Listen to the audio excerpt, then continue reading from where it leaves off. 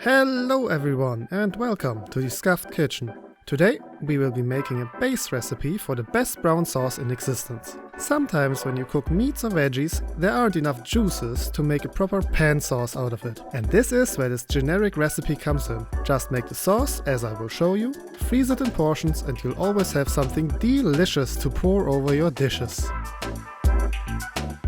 The most important ingredients are beef scraps and bones. Today I got a few leftovers that I pulled out of the freezer earlier. Some ribs, some scraps and a few marrow bones. The other ingredients are 1 onion, 2 garlic cloves, about 100 grams of celery root, 3 small carrots, dry tarragon and lovage leaves, fresh parsley and thyme, a couple of juniper berries, salt, black and white peppercorns, and 30 grams of tomato paste.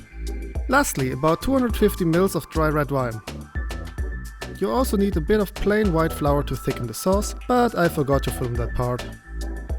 First we need to prepare the vegetables. To do that, as always, start by sharpening your knife. After that, quarter the onion. It is not necessary to remove the skin, just leave it on as the sauce will be strained later.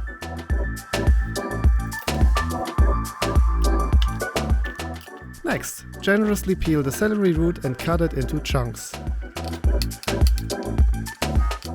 They do not need to be uniform, because they will completely disintegrate in the sauce later.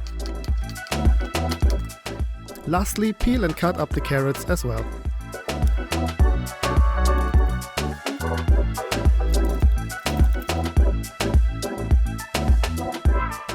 For the dry herbs, I tried putting them in the tea mash, but as it turns out, that wasn't even necessary. So you can just add them in as they are. With all the prep work done, it's time to cook the sauce. Heat up a large pot over medium-high heat and add a small dollop of vegetable oil. Use a larger pot than I do, you'll see why later. Once the oil is shimmering, add the meat scraps and bones, bit by bit, letting them brown for a while. There's no need to cook them through, and also take care not to burn anything. Continue until all meat is at least slightly browned.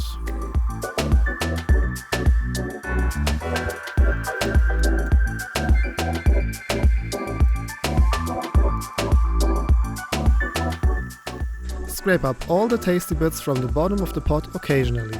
Once you're satisfied, add all the root vegetables you cut up earlier and let them roast together with the meat.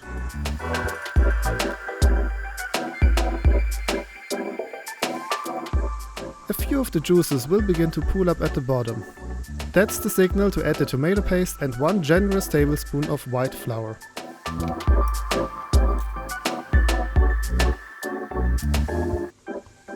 Stir thoroughly.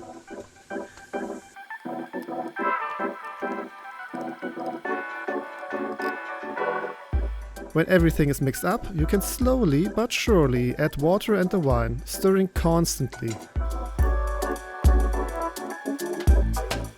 And at this point I really wish I would have chosen a bigger pot.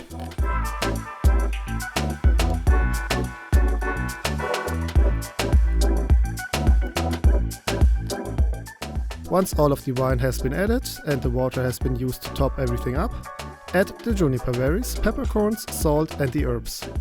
Be a bit mindful about the salt, don't add too much here as you can always add more later.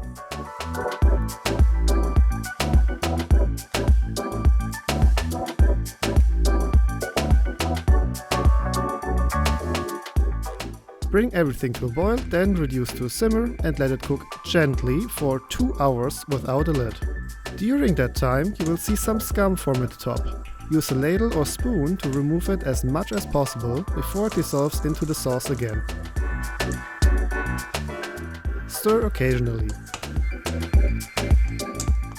After the 2 hours are up, you'll see that quite a bit of water has reduced already. Add a bit of boiling water at this point and then let it simmer for another 4 hours without a lid.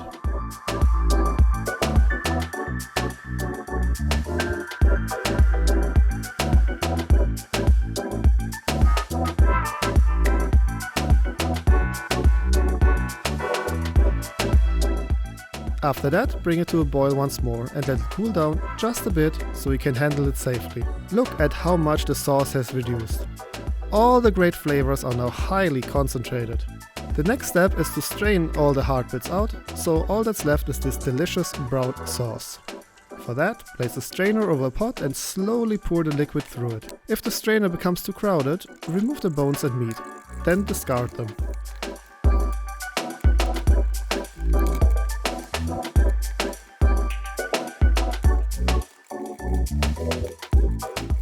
The end result should resemble a thick, aromatic brown sauce. Add more salt and cracked black pepper to taste at this point.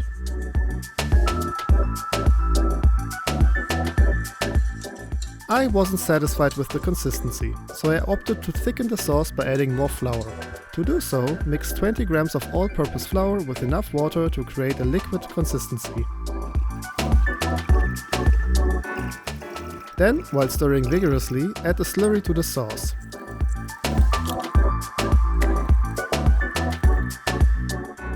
Heat it up and taste test it.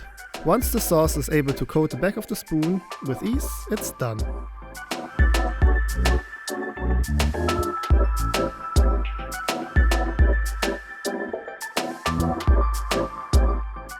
You may want to serve the sauce immediately, but you may also store it in the refrigerator for later use. This sauce will keep for several days in the fridge, but I prefer to portion it out and freeze it for future use.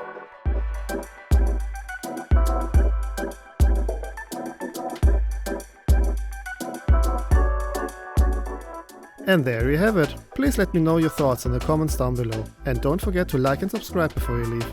See you next time!